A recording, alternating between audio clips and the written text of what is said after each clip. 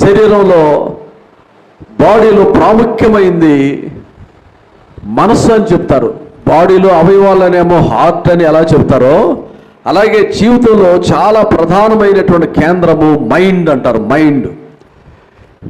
ఈ మధ్యలో ఒక ఏఐ టెక్నాలజీ ద్వారా కొత్తగా తలకాయలు మార్చేటువంటి ఒక ప్రక్రియ కూడా వెలుగులోకి వస్తుంది. ఇప్పుడు ఒక వ్యక్తి తల తీసి ఇంకొక వ్యక్తికి పెట్టేయచ్చు అన్నమాట. అట్లాంటి విజ్ఞానం అభివృద్ధి అయినటువంటి ఈ కాలంలో చూడండి దేవుని బిడ్డలారా, భయంకరంగా విజ్ఞానం పెరుగుతుంది. మరొక వైపు మనిషిని యొక్క జ్ఞానయుక్తమైనటువంటి ఆలోచనలు మాత్రమే కాక కీడుకు సంబంధించిన ఆలోచనలు కూడా ఎక్కువగా ఉన్నటువంటి కాలం.